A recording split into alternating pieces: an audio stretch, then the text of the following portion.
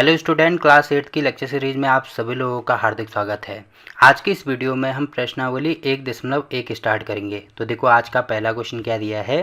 देखो इसमें दिया है उचित गुणधर्मों के उपयोग से निम्नलिखित का मान ज्ञात कीजिए। तो यहाँ पे हमें दिया है कि उचित गुणधर्मों का प्रयोग करके हमें इनकी वैल्यू निकालनी है। तो सबसे पहले गुणधर्म या गुण में आपको बता देता हूँ। देखो 3 प्रकार के गुण होते हैं। पहला जो गुण होगा उसको कहते हैं क्रम विनिमय। पहला जो गुणधर्म होगा उसको कहेंगे क्रम विनिमय। अब देखो क्रम विनिमय का मतलब क्या होता है, इसको भी मैं आपको बता देता हूँ। तो क्रम विनिमय जैसे इसके नाम ही से पता लग रहा है, किसी भी क्रम को हमें विनिमय करना है, मतलब आगे पीछे करना है। जैसे एग्जांपल के लिए कहीं पे मैं अगर लिखता हूँ 2+3, तो 2+3 लिखो या 3+2 लिखो। देखो इसको मैंने क्या कर दिया, आगे पीछे कर दिया। पहले 2 था फिर 3 था, अब मैंने पहले 2 कर दिया फिर 3 कर दिया। तो 3 और 2 कितना होता है, ये भी 5 होता है, ये भी 5 होता है। तो इसी को बोला जाता है। अब इसकी जगह पे कुछ भी हो सकता है। तो मान लीजिए a+b है, तो इसकी वैल्यू अगर b+a के बराबर आती है तो इसको हम कह सकते हैं कि ये क्या है, क्रम विनिमय है। पहली चीज़ तो आपको ये ध्यान रखनी है। और यही चीज़ गुणा में भी होती है। मतलब अगर यहाँ पे प्लस की जगह पे गुणा होता है, मतलब 2 × 3 यहाँ पे होता है, तो 3 × 2 इनकी वैल्यू भी किसके बराबर होती है, 6 के बराबर होती है। तो ये क्रम विनिमय केवल प्लस और गुणा के साथ में होता है। अब अगर मैं यहाँ पे माइनस का यूज़ करूँगा तो माइनस इसमें अप्लाई नहीं होगा। क्यों नहीं होगा, क्योंकि आपको यहाँ पे दिख रहा होगा अगर मैं 2 - 3 करता हूँ तो इसकी वैल्यू आती है किसके बराबर, -1 के बराबर। जबकि मैं 3 - 2 करता हूँ तो इसकी वैल्यू 1 के बराबर आती है। अब देखो क्योंकि ये दोनों आपस में बराबर नहीं है, इसीलिए इसमें माइनस का यूज़ हम नहीं करेंगे। ठीक है, ये आपको ध्यान रखना है। और वैसे ही भाग के लिए भी ये नहीं होता है। केवल क्रम विनिमय किस किस के लिए होता है, प्लस और गुणा के लिए होता है। पहली चीज़ तो आपको क्रम विनिमय पता चल गया होगा। अब दूसरा होता है साहचर्य। अब साहचर्य में क्या होता है, जैसे एग्जाम्पल के लिए मान लीजिए 3 नंबर हम लेते हैं, 2, 3 और 4। अब यहाँ पे अगर मैं प्लस का यूज़ करता हूँ, यहाँ पे प्लस का यूज़ करता हूँ, वैसे ही 2, 3 और 4, यहाँ पे भी प्लस का यूज़ कर दो, यहाँ पे भी प्लस का यूज़ कर दो। अब इसमें ऐसे कर सकते हैं कि पहले अगर इन दोनों को जोड़ते हैं और बाद में पहले इन दोनों को जोड़ दो और इसमें इन दोनों को पहले जोड़ दो। तो इनको पहले इन दोनों को जोड़ो या पहले इन दोनों को जोड़ो, इनका आंसर एक ही आएगा। क्यों आएगा, क्योंकि यहाँ पे मैं लिख सकता हूँ 2 प्लस, अब 4 और 3 कितना हो जाएगा, ये 7 हो जाएगा, बराबर 3 और 2 कितना हो जाएगा, ये 5 हो जाएगा, और प्लस में 4, तो 7, 8, 9, यहाँ से 9 हो रहा है और 5, 4, 9, तो यहाँ से भी 9 हो रहा है। तो पहले इसको जोड़ो या इनको जोड़ो, एक ही बात है। ठीक है, और वही चीज़ ये गुणा में भी होती है। तो साहचर्य का नियम आपको पता चल गया होगा कि 3 नंबर अगर हमें दिए हैं तो उसमें से पहले हम इन दोनों को भी जोड़ सकते हैं या पहले हम इन दोनों को भी जोड़ सकते हैं। तो ये भी प्लस और गुणा के लिए होता है। अब देखो अगर मैं माइनस का यूज़ करूँ यहाँ पे भी और यहाँ पे भी, तो यहाँ पे हो जाएगा 2 - 3 - 4 बराबर 2 - 3 - 4। अब अगर मैं पहले इन दोनों को जोड़ता हूँ और फिर या पहले इन दोनों को जोड़ता हूँ, तो इसमें आप चेक करके देखना अलग अलग आंसर आएगा। तो साहचर्य का जो नियम होता है वो भी प्लस और इंटू के लिए होता है। ठीक है, 2 चीज़ें आपको समझ में आ गई। अब तीसरा चीज़ होता है वितरण। अब देखो इसके नाम ही से पता लग रहा है, वितरण मतलब वितरित करना है। जैसे एग्जाम्पल के लिए कहीं पर लिखा है 2, 2 कहीं पर लिखा है। अब अंदर अंदर अगर मैं यहाँ पर लिखूँ 3 + 2, ऐसे में अगर इसको लिखूं तो देखो इसमें क्या होता है, इसमें आपको दिख रहा होगा इसका गुणा यहाँ भी होता है, इसका गुणा यहाँ भी होता है। तो एक तो ऐसे है इसको सॉल्व करने का तरीका कि इसको कर सकते हैं 2 × 3 + 2 × 2। ऐसे हमने 2 को वितरित कर दिया, इसके साथ भी इसके साथ भी। तो ये हो जाएगा 3 दूनी 6 + 2 दूनी ये हो जाएगा 4, तो 6 और 4 ये हो जाएगा 10। ऐसे भी कर सकते हैं, या ऐसे कर दो, पहले इन दोनों को जोड़ दो। तो 3 और 2 कितना हो जाएगा, 5, और गुणा 2 है, तो 5 दूनी कितना हो जाएगा 10। तो या तो ऐसे कर सकते हैं या ऐसे कर सकते हैं, वितरित करके कर सकते हैं। ठीक है, तो आंसर एक ही आएगा। तो इसको बोला जाता है वितरण का नियम। तो ये भी किस में यूज़ होता है, प्लस और इंटू के साथ में यूज़ होता है। तो ये तीनों नियम आपको याद रखने हैं और इन्हीं तीनों नियम या इन्हीं तीनों गुणधर्मों का प्रयोग करके हमें इन दोनों को सॉल्व करना है। तो ठीक है, देखो गुणधर्म तो आपको पता लग गए होंगे या समझ में आ गए होंगे। तो पहला पार्ट इसमें ये दे रखा है। अब देखो इसमें आपको ये चीज़ दिख रही होगी कि 3/5 यहाँ पे भी है, 3/5 यहाँ पे भी है। तो अगर ये वाला 3/5 इसके साथ में यहाँ पे आ जाए तो हमारा फ़ायदा हो जाएगा। क्या होगा, देखो यहाँ पे जो जैसे था इसको ऐसे लिख दो, 2/3 × 3/5, ये जैसा था वैसे ही होगा। अब आपको दिख रहा होगा कि ये +5/2, इसको पहले लिख दो, इसको बाद में लिख दो। तो यहाँ पे मैं ऐसे लिख सकता हूँ -3/5 गुणा 1/6, और फिर बाद में इसको लिख दो, तो ये हो जाएगा +5/2। अब देखो हमने क्या किया, इसको अगर मैं a मानता हूँ, इस पूरे को अगर मैं b मानता हूँ, तो ये पहले था, फिर मैंने इसको बाद में लिख दिया, अब ये बाद में था, इसको मैंने पहले लिख दिया। तो इसका मतलब कौन सा नियम इसमें मैंने लगाया, ए प्लस बी और बी प्लस ए, मतलब ये ए प्लस बी था, इसको मैंने बी प्लस ए लिखा, इसका मतलब इसको क्या बोलेंगे, क्रम विनिमय। तो यहाँ पे लिखेंगे क्रम विनिमय से, क्रम विनिमय से, ठीक है। तो क्रम विनिमय का यूज़ करके मैंने यहाँ पे ये चीज़ लिख दिया, ठीक है। अब आपको यहाँ पे दिख रहा होगा 3/5 यहाँ भी है, 3/5 यहाँ भी है। तो अगर मैं 3 बटे, जैसे एग्जांपल के लिए कहीं पे है 2 गुणा 3 प्लस 3 गुणा 5, तो देखो 3 यहाँ पे भी दिख रहा है, 3 यहाँ पे भी दिख रहा है। तो 3 अगर मैं यहाँ से कॉमन लेता हूँ तो यहाँ पे बचेगा ना 2, 3 तो बाहर आ गया तो यहाँ पे 2 बचा, प्लस यहाँ पे क्या बचा, 3 बाहर आ गया तो यहाँ पे बचेगा 5। तो सेम टू सेम ऐसे ही हम यहाँ पे कर सकते हैं, 3/5 यहाँ पे भी है, यहाँ पे भी है। तो 3/5 अगर मैं कॉमन लेता हूँ तो यहाँ पे बचेगा -2/3, और यहाँ पे क्या बचेगा, देखो माइनस ये है तो माइनस 1/6 बचेगा, तो यहाँ पे 1/6 कर देंगे, ठीक है। और बचा क्या फिर, प्लस में 5/2, ठीक है। अब देखो ये वाला नियम मैंने कहाँ से लिखा है, इसको हम कह सकते हैं कि ये वितरण का नियम है, ठीक है। वितरण के नियम में आपको दिख रहा होगा कि इसका गुणा यहाँ कर दो या उसका गुणा बाहर कर दो, एक ही बात है। तो इसको यहाँ पे ये चीज़ वितरण का नियम लिख सकते हैं, क्योंकि अब देखो ये करके ये कर दो या ये करके ये कर दो, एक ही बात तो है ना। तो यहाँ पे हम लिख देंगे वितरण नियम से ये चीज़ यहाँ पे लिख देना। तो 2 चीज़ें होगी। अब देखो इसको सॉल्व करना आसान हो गया, 3/5 जैसे था वैसे ही लिखेंगे। अब ये जो अंदर वाली संख्या है, सबसे पहले इसको हल करेंगे।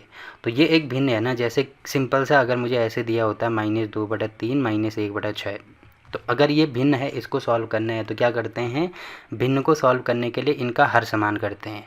तो हर समान के लिए जो हर में जो नंबर है, हमें ऐसे देखना है कि जो इसके भी पाड़े में आ जाए, इसके भी पाड़े में आ जाए, या ऐसे कह सकते हैं कि इनका एलसीएम लेते हैं। तो देखो यहाँ पे 6 है, अब मैं इसको 3 को 2 से गुणा करता हूँ तो ये भी 6 हो जाएगा। तो हर में तो 2 से ऐसे ही गुणा नहीं कर सकते, तो अंश में भी करना होगा, तो तब इनका हर समान हो जाएगा। तो यहाँ पर मैं क्या करूँगा, यहाँ देखो इसको मैं यहाँ पे लिख देता हूँ, पहले 2/3 लिख दो। अब इसको मैंने गुणा कर दिया किससे, 2 से। क्यों गुणा किया, क्योंकि मुझे यहाँ पे हर समान करना है। तो ठीक है, ये चीज़ हो गई। अब प्लस में ये हो जाएगा 5/2। अब इसको सॉल्व करेंगे तो आपको दिख रहा होगा क्या क्या आएगा, ये हो जाएगा 3/5, फिर -2 गुणा 2 तो ये हो जाएगा 4, और बटे में 3 दूनी 6, 6 यहाँ भी आ रहा है तो 6 को मैं यहाँ पे लिख सकता हूँ, ठीक है। फिर -1 है तो यहाँ पे -1 हो जाएगा, ये हो जाएगा प्लस में 5/2। अब इसको सॉल्व करेंगे तो ये हो जाएगा यहाँ पे 3/5। अब 4 और 1 ये आपस में जुड़ जाएंगे, बट साइन माइनस का रहेगा, तो यहाँ पे मैं ऐसे लिख सकता हूँ -5/6, ठीक है। और फिर प्लस में हो जाएगा ये 5/2। अब एक चीज़ आपको दिख रही होगी कि ब्रैकेट, देखो कहीं पे अगर ब्रैकेट है तो इसका मतलब गुणा ही होता है, जैसे 2 ब्रैकेट 3 है तो इसका मतलब 2 गुणा 3 ऐसे लिख सकते हैं। अब ये गुणा के साइन में है तो गुणा तो आपको पता होगा ना कि ऊपर का गुणा ऊपर होता है, नीचे का गुणा नीचे होता है। तो ये 3 है बटे में 6 है, तो इसको काट सकते हैं 3 से, तो यहाँ पे हो जाएगा 3 कम 3, यहाँ पे हो जाएगा 3 दूनी 6। वैसे ही ये 5 है, ये भी 5 है, तो इसको काट सकते हैं 5 से, तो 5 कम 5, यहाँ पे हो जाएगा 5 कम 5। तो यहाँ पे क्या क्या आ रहा है, 1 गुणा 1। अब देखो ये माइनस है और बीच में गुणा है, यहाँ पे कुछ नहीं है तो प्लस है, तो पहले ये साइन हमें देखना होगा। देखो प्लस इंटू माइनस, इसकी वैल्यू माइनस के बराबर होती है, माइनस इंटू प्लस इसकी वैल्यू भी माइनस के बराबर होती है, वैसे ही माइनस इंटू माइनस इसकी वैल्यू प्लस के बराबर होती है, और प्लस इंटू प्लस इसकी वैल्यू भी प्लस के बराबर होती है।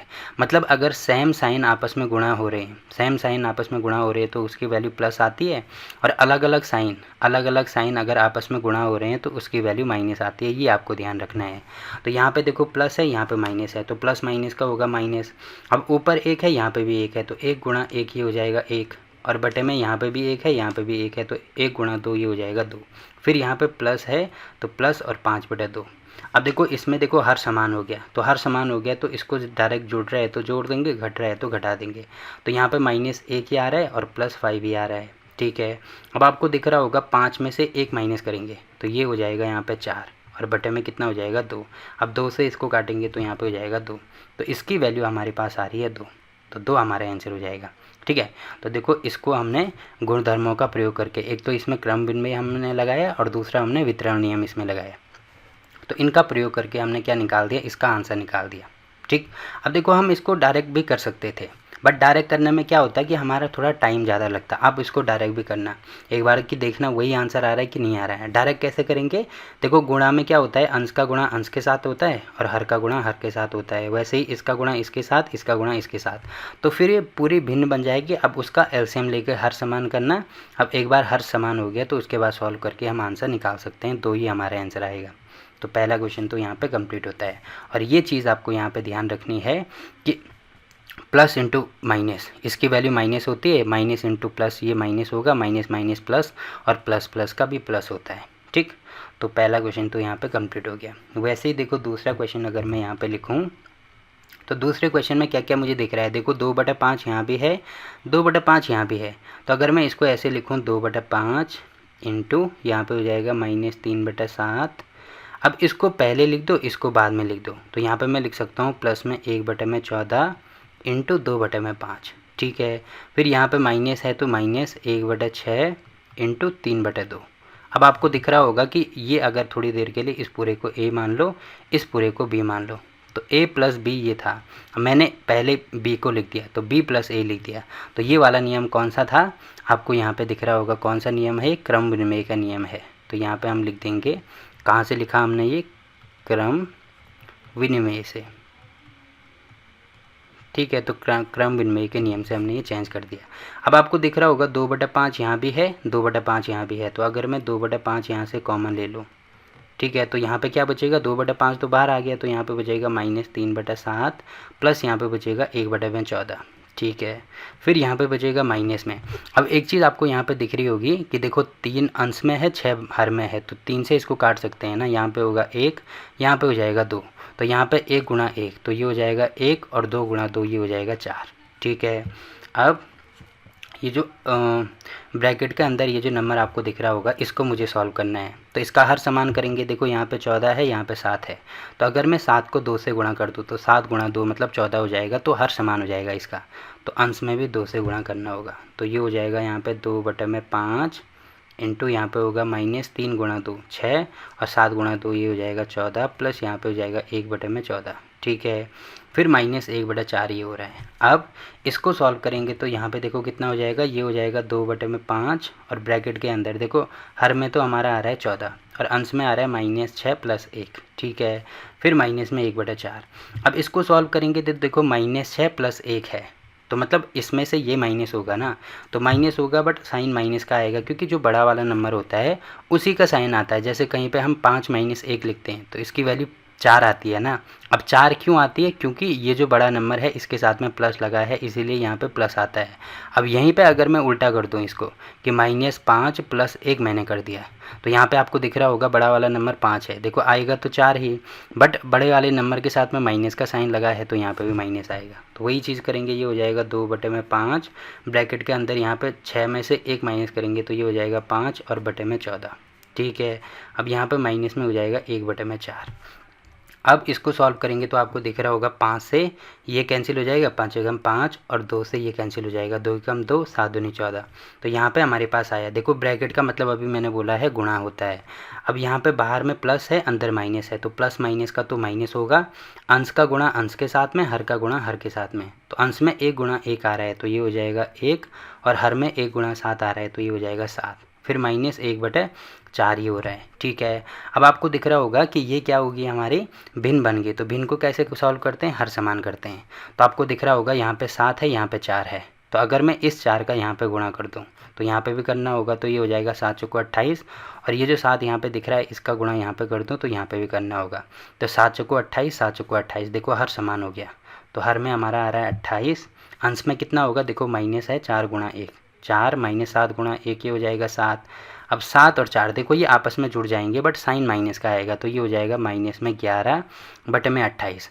अब देखो अगर आपको समझ में नहीं आता है कि ऐसे क्यों होता है, तो -4 और -7, जैसे कहीं पे 2 गुणा 3 प्लस 3 गुणा 5 है, तो 3 यहाँ भी है, यहाँ भी है, तो 3 को ऐसे कॉमन लेते हैं ना, सेम टू सेम देखो माइनस यहाँ भी है, माइनस यहाँ भी है, तो माइनस अगर मैंने कॉमन ले लिया तो यहाँ पे माइनस हट जाएगा तो प्लस आएगा, यहाँ पे भी प्लस आएगा। तो 7 और 4 कितना होगा 11, जबकि माइनस बाहर भी है, तो इसीलिए इसको आपस में क्या किया जाता है, जोड़ा जाता है, बट साइन माइनस का आता है। ये आपको छोटी कक्षाओं से पता होता है, तो ये पता होगा, ठीक है। तो देखो यहाँ पे दूसरा पार्ट भी हमने कंप्लीट कर दिया, तो दूसरा क्वेश्चन यहाँ पे कंप्लीट हो गया। अब इसमें भी क्या करना, पहले इसको डायरेक्ट सॉल्व करके देखना, मतलब इसका इसके साथ में गुणा करना, फिर इसका इसके साथ में, फिर इसका इसके साथ में, इसका इसके साथ में, फिर जो भिन्न बनेगी उसको सॉल्व करना, लास्ट में देखना आप यही आंसर आएगा, ठीक है। तो देखो इसके पहले क्वेश्चन के दोनों पार्ट हमने कंप्लीट कर दिए।